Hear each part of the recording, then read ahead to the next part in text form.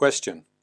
How to deal with the realization that some of the wounds that we have been carrying for a long time are so deep and so complex that regardless of how much effort we make on the spiritual path, we will not be able to heal them in this current embodiment of ours.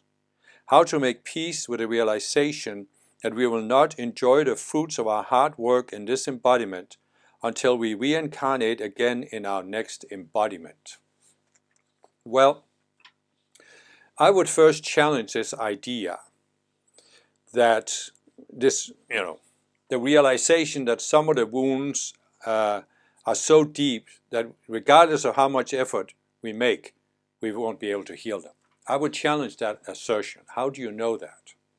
Where does this realization come from? Does it perhaps come from the ego? Is it a projection from dark forces that are seeking to discourage you? I really don't think it comes from your higher self or from the ascended masters. Because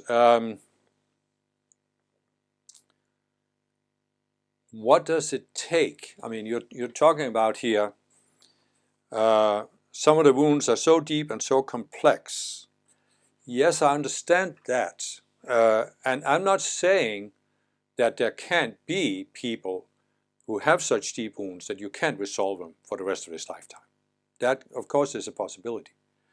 But before you decide that, I would certainly say, I'll just keep making an effort for the rest of his lifetime and make as much progress as I can.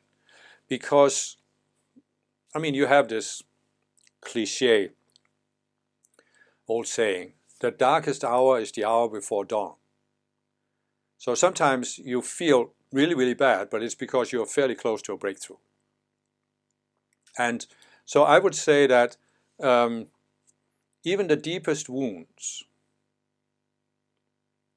if you look at your psychology, you have these structures. I call them subconscious selves. You can also call them wounds or traumas in your subconscious mind, right? And I have in my Avatar Psychology playlist, I talk about how many of us as spiritual people, we came to Earth to make a positive difference, and we were very deeply wounded as soon as we came here in our first embodiment. And so you can have this birth trauma, and this was your original wound. And since then you have built onto that with a lot of different wounds and traumas. So there's a very complex structure. And when you're up there looking down through this whirlpool, maelstrom, it can seem overwhelming. But the masters are given tools and teachings for helping you go to the bottom, to the original trauma, and resolve that. There's a book called Healing Your Spiritual Traumas that talk more about this. And so if you can get to the bottom of it and resolve that original trauma, all the others it's like they break loose. They are much easier to resolve. And that's why I'm saying there is always hope that you could have a major breakthrough in the rest of this lifetime. But then the person says, how to make peace with the realization that we will not enjoy the fruits of our hard work in this embodiment. Yeah, but when you are working on your psychology, every time you resolve something, you are enjoying the fruits of your labor because you feel freer, you feel more at peace, you feel more you can be yourself. I look at my spiritual path and I can see there was a phase. First of all, there was a phase when I was new on the path where I was not focusing on psychology, I was focused on doing all the outer things. So I was just sort of spiritual bypassing or covering over the need to look at my psychology. But then I started looking at my psychology in the early 1990s, and for several years I felt this, like it was overwhelming, like was I really getting anywhere? But there came a point where I really experienced that, oh, but I did resolve something, and I feel better because of that.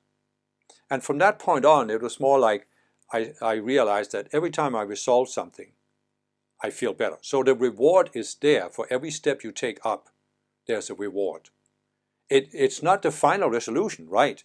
I mean, I can look back and say, okay, So in the early 1990s, I turned this corner. I realized I had resolved something. I was feeling better, and from that point on, I was taking one step at a time and feeling better and better.